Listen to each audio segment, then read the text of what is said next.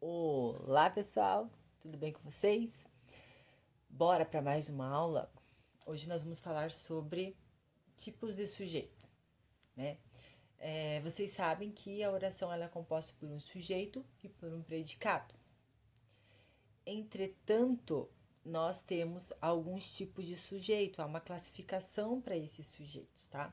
Nós temos o sujeito simples, nós temos o sujeito oculto, nós temos o sujeito indeterminado, nós temos o sujeito inexistente e nós temos a oração sem sujeito.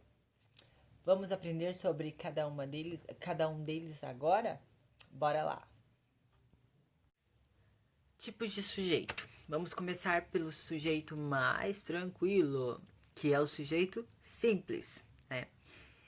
O sujeito simples, ele possui apenas um núcleo e este vem exposto. Então, é aquele sujeito que eu consigo identificar logo de cara, logo de primeira, né? E ele vai ter apenas um. Um exemplo aqui. Os homens destroem a natureza. Quem destrói a natureza? Os homens. Então, nesse caso aqui, o meu sujeito simples é os homens, ok? Outro exemplo aqui, ó. Deus é perfeito. Quem é perfeito? Deus, muito bem. Então, nesse caso aqui, o nosso sujeito simples, apenas um, é Deus. Os alunos estudam para a prova. Quem estuda?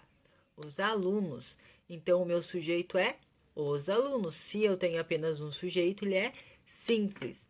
Uma dica: não confundam singular com plural e sujeito simples, tá? Não é porque tá no plural que vai ser sujeito composto.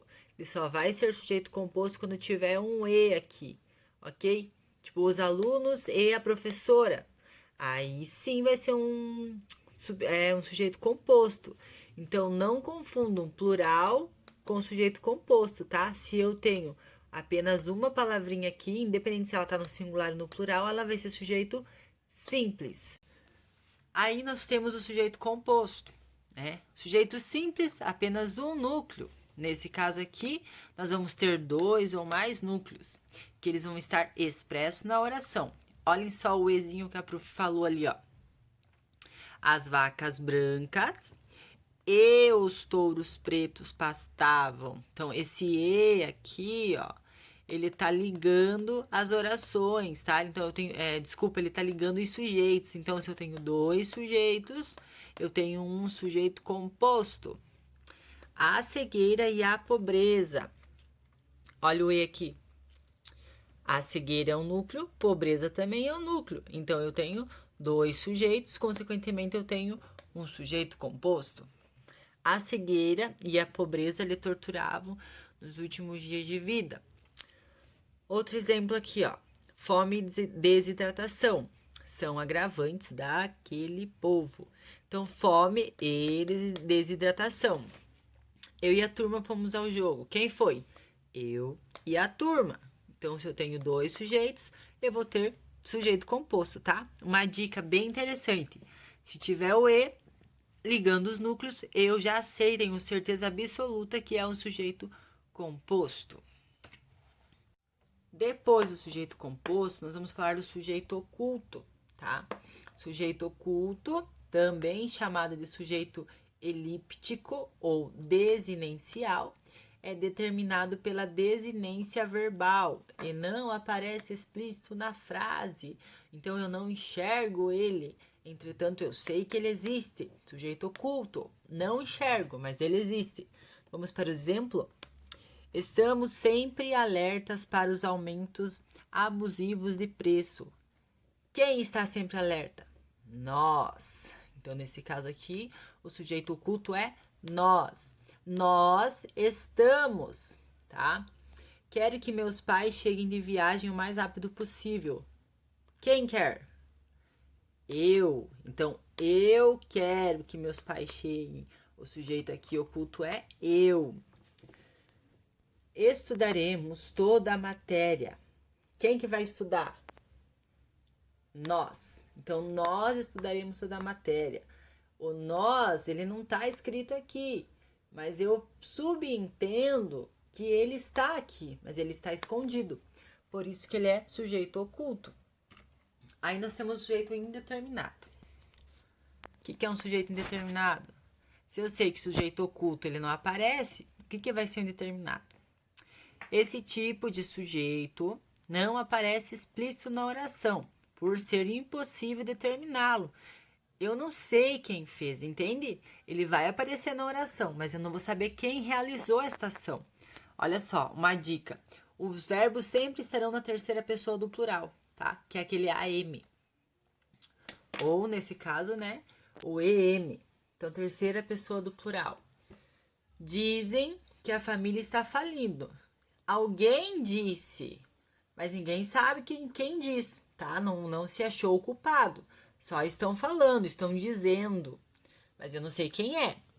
Disseram, olha o AM aqui que a prof falou, ó, que morreu do coração. Quem disse? Não sei, eu sei que disseram. Fizeram o trabalho. Quem fez? Não sei, alguém fez o trabalho. Então ele é indeterminado, porque eu não sei quem fez, mas alguém fez a ação, tá? E também o verbo, ele vai estar na terceira pessoa do singular. Se. Precisa-se de mão de obra especializada. Então, alguém precisa, mas eu não sei quem precisa.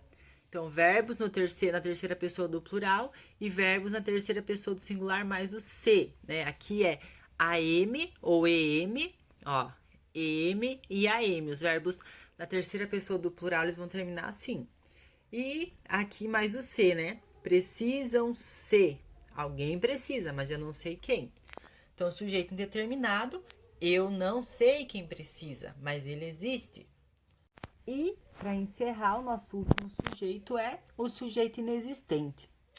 Ele também é chamado de oração sem sujeito, é designado por verbos que não correspondem a uma ação, como fenômenos da natureza, entre outros, tá? Geralmente vai iniciar por fenômenos da natureza. Olha só o exemplo. Choveu na Argentina e fez sol no Brasil. Choveu, certo? O choveu aqui, ó, é um fenômeno da natureza, mas necessariamente ele não apresenta um sujeito. O segundo item, verbo haver no sentido de existir, né? Houve um grave acidente na avenida principal. Existiu um grave acidente na avenida principal. Verbo fazer indicando tempo ou clima. Né? Esse verbo eu não vou conjugar. Faz meses que não a vejo. Faz sempre frio nessa região do estado. Então, uma dica bem simples para vocês conseguirem reter aí o conhecimento. Sujeito inexistente. Eu não tenho sujeito. Ele não existe. Ficou claro? Tudo suci? Tudo tranquilo? Tudo de boa? Espero que tenha ficado claro para você, gente. Os tipos de sujeito, tá? Então, são esses daí. E qualquer dúvida, bora perguntar, ok? Enviem as dúvidas para o Positivo On e qualquer coisa estou à disposição.